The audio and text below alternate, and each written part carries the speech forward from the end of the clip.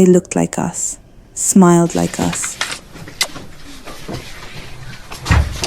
and even lived like us. They were your everyday teacher, nurse, baker, and even grandparents. But beyond the ordinary and sometimes charming exterior was a monster lurking. Today's story isn't about creatures with horns or glowing eyes. It's about real monsters, ones with 2 hands, 2 feet, and no soul. The kind who blend in, sit beside us on the bus, and sleep soundly after doing the unthinkable. When the elderly come to mind, you probably think that they are sweet angels, the sweet grandmother who bakes you cookies and knits your sweaters, or the lovely grandparent who reads you stories while you take your afternoon tea. But what if behind those gentle eyes was a predator? Because one of them wasn't just a grandparent, they were a butcher, and their favorite ingredient was human. Tamara Mitrofanovna Samsonova. To her neighbors, she was quiet, polite, and just another elderly woman going about her day in St. Petersburg. But behind closed doors, she was something else entirely. She would later come to be known as the Granny Ripper, and to some, Baba Yaga, a reference to the mythical witch of Slavic folklore, not a nickname given lightly. Born in 1947 in a remote town in Russia, no one could have guessed what she was capable of, but in 2015, the mask slipped.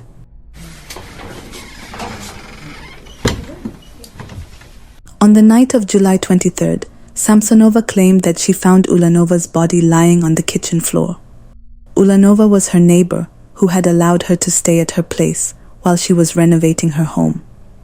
In fact, earlier that day, Samsonova had gone to the pharmacist and persuaded them to sell her the prescription drug phenazepam, which induced deep sleep.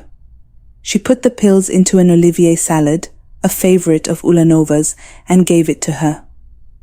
From then on, with 2 knives and a saw, she processed to dismember her and wrap her body parts in a bathroom curtain. Some were deliberately left scattered. This wasn't the first time someone close to Tamara vanished. Through her alleged diary, it seemed that she might have consumed some of her victims before being caught. In fact, in her last words, she reportedly said, "I was getting ready for this court action for dozens of years. It was all done deliberately. There is no way to live. With this last murder, I closed the chapter." Then, she definitely told journalists, "It's such a disgrace for me. All the city will know." Then she blew a kiss. Early in the 2000s, Samsonova's husband had disappeared. She appealed to the police, but searches yielded nothing. It was not until 15 years later that she gave a statement concerning his disappearance. Her other victim included her first tenant, who moved in shortly after her husband's disappearance, and he too suffered the same fate. She is believed to be connected to 15 other murders. If you thought Tamara Samsonova was terrifying, keep watching. Hamilton Howard, Albert Fish, was a devout Christian, a grandfather, a painter, and one of the most sadistic cannibals in American history. For decades, he lurked in the shadows of 1920s America, preying on the most vulnerable. But his darkest crime wasn't just murder. It was all in the letter he left behind. Like most serial killers, Albert's early life wasn't all sunshine and rainbows. At the age of 5, his father, who was 43 years older than his mother, died, which resulted in him being put in an orphanage. His life in the orphanage wasn't all that great either. He was bullied and abused, and with this, he started associating pain with pleasure. Just for reference, Albert's family had had a history of suffering from mental illness. His uncle had mania, one of his brothers was confined in a state mental hospital, a paternal half-brother suffered from schizophrenia, and his sister Annie was diagnosed with a mental affliction, Albert Fish had developed this obsession. He was deeply interwebbed with religious martyrdom, self-harm, and biblical punishment. He believed God wanted him to suffer, and he often inserted needles into his body, whipped himself, and fasted to extreme levels. In 1882, he began a relationship with a telegraph boy where he was drinking urine and eating feces. He also spent weekends at public baths, watching boys undress.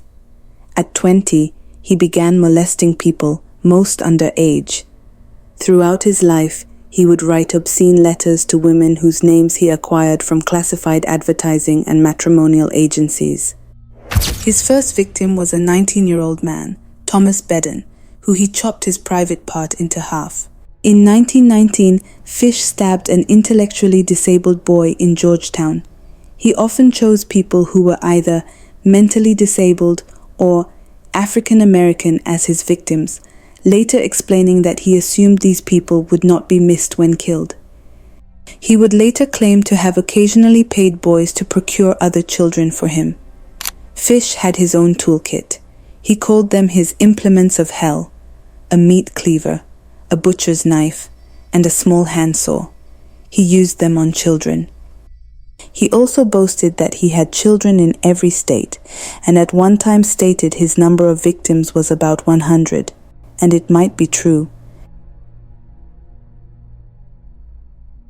The case that brought this monster to light and behind bars was the murder of Grace Budd. On October 1934, Grace's mother received a chilling letter describing how the culprit murdered, cooked, and ate her. The letter was from Fish, and it eventually led the police to him. Initially, his plans were to murder and mutilate Edward, who was Grace's older brother. He planned to tie Edward up, mutilate him, and leave him to bleed to death. However, this changed when he met Grace Budd.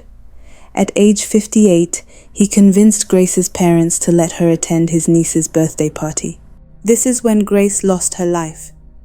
Fish subsequently took Grace to an abandoned house he had previously picked out to use for the murder of his next victim, manually strangled her to death, then decapitated and dismembered her body, and ate most of the remains over the next several days. The police arrested the then 66-year-old superintendent Charles Edward Pope on September 5, 1930, as a suspect in Grace's disappearance, accused by Pope's estranged wife. He spent 108 days in jail between his arrest and trial on December 22, 1930, but as you know, he was found not guilty.